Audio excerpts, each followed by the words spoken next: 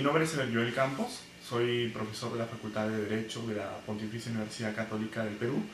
y el día de hoy voy a comentar las implicancias de la reciente sentencia emitida por el Tribunal Constitucional sobre la posibilidad de que los congresistas puedan conformar nuevas bancadas. Esta sentencia se da en un contexto bastante especial. Previamente el Tribunal Constitucional ya se había pronunciado sobre una primera modificación al reglamento del Congreso que impedía a los congresistas que hubieran sido separados o expulsados de sus bancadas de origen adherirse a otras o conformar nuevas bancadas. En aquella oportunidad el Tribunal Constitucional sostuvo que esa modificación al reglamento del Congreso era inválida porque no permitía conocer las razones legítimas por las cuales un congresista podía ser apartado o expulsado de su grupo parlamentario. De tal manera que el Tribunal Constitucional consideró que una norma de esas características pues atentaba contra el principio de interdicción de la arbitrariedad, contra el principio de libertad de conciencia y eventualmente impactaba también contra un principio que orienta la función parlamentaria, que es el principio de no estar sujetos los congresistas a mandato imperativo. Como consecuencia de esa sentencia, el Congreso aprobó una nueva modificación al reglamento que reemplazara la anterior que había sido declarada inválida por el tribunal. Y en esta nueva modificación introdujo algunas de las observaciones que el tribunal le hizo en su sentencia inicial. De tal manera que, por ejemplo, en esta nueva norma aprobada por el Congreso, se consideran como prohibidas o proscritas aquellas separaciones o expulsiones de congresistas que vayan en contra del debido proceso o que atenten contra los derechos que los reglamentos internos de cada una de las bancadas de los congresistas les reconocen. Frente a esta nueva modificación, un grupo de congresistas interpuso una demanda de inconstitucionalidad que es efectivamente la que el tribunal resolvió hace un par de días, ¿no? en la sentencia 001-2018. Y claro, esta nueva sentencia es bastante peculiar, porque es una sentencia que no declara fundada la demanda interpuesta por los congresistas, sino que más bien la declara infundada. Es decir, para el Tribunal Constitucional, la modificación aprobada por el Congreso recientemente es una modificación válida, siempre y cuando, y aquí es donde aparece un aspecto de la mayor importancia en esta sentencia, siempre y cuando que dicha modificación al reglamento se interprete de una determinada forma. ¿Y de qué forma considera el tribunal que debe interpretarse? Según el Tribunal Constitucional debe interpretarse como que también son consideradas legítimas las renuncias llevadas a cabo por los congresistas por razones de conciencia. Es decir, a juicio del tribunal, un congresista puede renunciar a su grupo parlamentario de origen por razones de conciencia y eso no debería impedirle adherirse a otras bancadas o conformar una nueva bancada si es que a su vez cuenta con el respaldo de otros 4 o 5 congresistas o también ser parte del denominado grupo parlamentario mixto. Esto es algo interesante, es algo, diré, llamativo, porque el Tribunal Constitucional, para arribar a esa conclusión, hace uso de la técnica de las sentencias interpretativas. Es decir, el Tribunal Constitucional, para evitar declarar inconstitucional, inválida, esta norma aprobada por el Congreso, lo que hace es adherirle un sentido interpretativo que la convierta en compatible con la Constitución. Y ese sentido interpretativo es el que mencioné hace un rato, que los congresistas efectivamente pueden renunciar a sus bancadas por razones de conciencia. Ahora bien, El Tribunal Constitucional dice también algunas cosas más en su sentencia. En la primera parte, el Tribunal Constitucional hace referencia al denominado principio de deliberación pública y lo hace como un criterio para evaluar el trámite legislativo seguido por la aprobación de esta modificación al reglamento del Congreso. Es decir, el Tribunal Constitucional considera que a la hora de aprobar normas, el Congreso tiene que observar algunos elementos materiales que trascienden, diré, los temas de fondo de cada una de las leyes que aprueba. Estos elementos materiales tienen que ver más bien con el procedimiento, es decir, con la forma como es que se aprueban las leyes, al margen de su contenido. Y aquí el Tribunal Constitucional lo que dice es que se tiene que garantizar la deliberación pública de las normas, es decir, la posibilidad de que los congresistas discutan y expresen las razones por las cuales avalan o rechazan una iniciativa legislativa. No basta simplemente con levantar la mano y decir estoy a favor o estoy en contra. Según el Tribunal Constitucional, es necesario además estar en capacidad de intercambiar puntos de vista y hacerlo en un espacio que genere incentivos para que dichas discusiones se desarrollen de manera adecuada. Es decir, para el Tribunal Constitucional, más allá del elemento meramente cuantitativo, de decir cuántos votos hay para aprobar una ley, es necesario también dar cuenta de las razones que subyacen a la aprobación de estas proposiciones. Otro elemento interesante que el Tribunal Constitucional desarrolla en su sentencia y que tiene que ver sí con el tema de fondo es que el Tribunal Constitucional insiste en su doctrina de distinguir entre el mandato político y el mandato ideológico. El Tribunal Constitucional señala que los congresistas representan a la nación y llegan a los espacios de poder que ejercen como consecuencia de pertenecer a un partido político, ya sea como militantes y como invitados,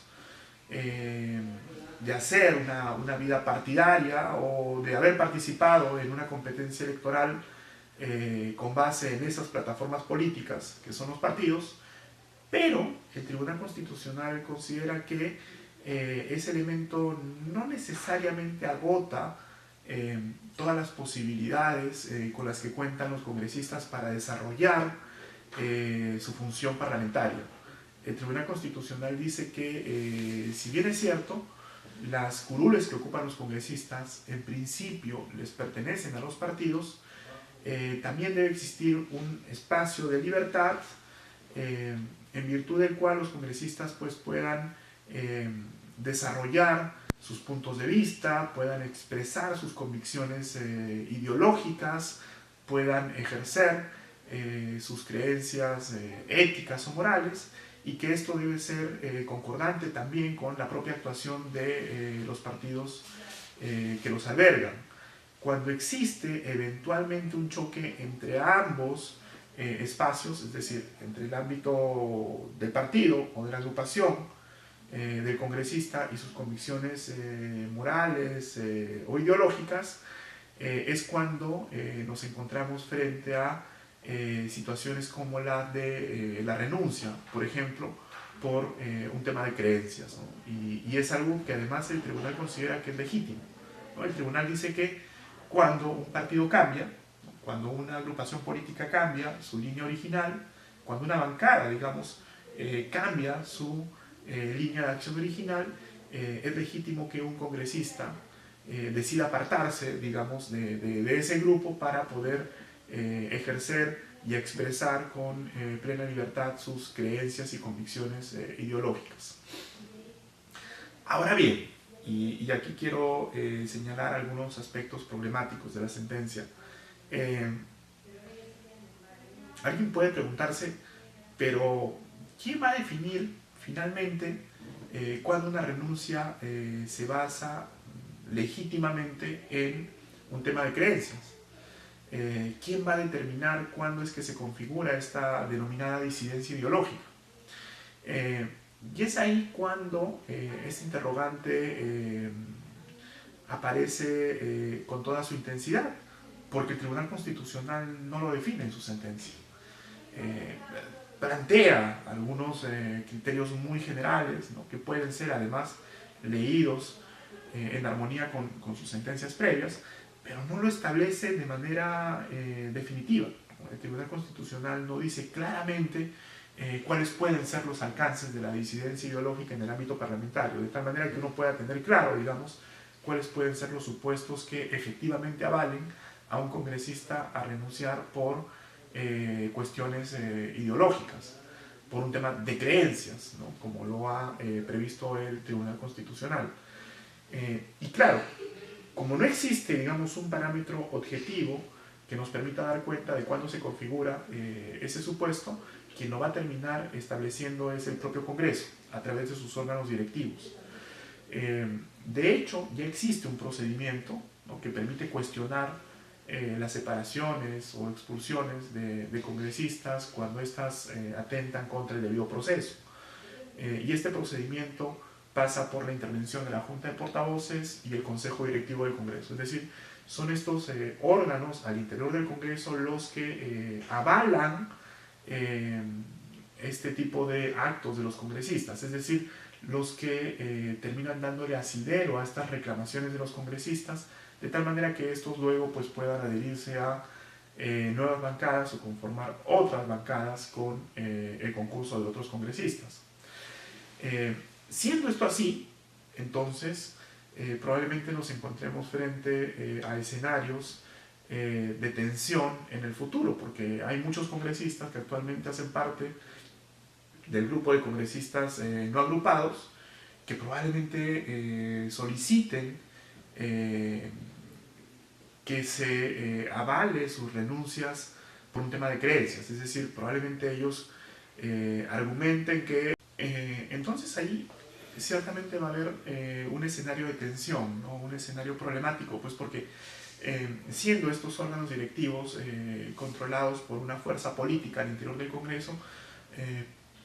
uno podría pensar que quizás el criterio con el que evalúen estas solicitudes va a ser un criterio también político, ¿no?, y no necesariamente un criterio que sea del todo consistente, ¿no?, con esta mirada esbozada por el Tribunal Constitucional. En todo caso, la propia sentencia sostiene, como no podía ser de otra manera, que si algún congresista considera que no se están aceptando sus solicitudes con base en lo que ha planteado el tribunal en su sentencia, pues pueden ir al Poder Judicial a través de algún proceso constitucional para hacer valer sus derechos. Otro elemento importante de esta sentencia que me parece importante subrayar es que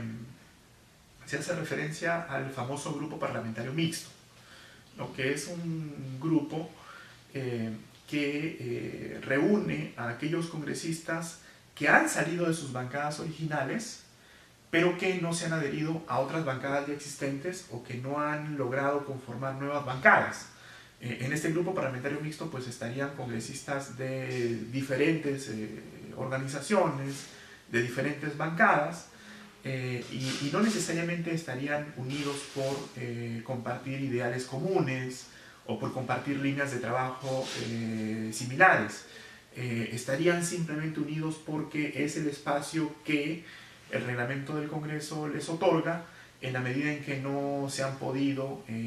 adherir a alguno de los grupos ya existentes o tener la capacidad, digamos, de conformar nuevos grupos. Aquí es interesante, digo, porque la sentencia del Tribunal Constitucional señala que hay algunos aspectos que deberían pulirse en torno al grupo parlamentario mixto. Por ejemplo, ¿qué ocurre con aquellos congresistas que están en el grupo parlamentario mixto, pero que de repente, pasado un tiempo, deciden conformar una nueva bancada? Pueden salir del grupo parlamentario mixto para conformar una nueva bancada. El Tribunal Constitucional no lo señala, ¿no? Y el reglamento del Congreso tampoco, ¿no? Quizás eso sea algo que podría regularse, podría corregirse en el futuro.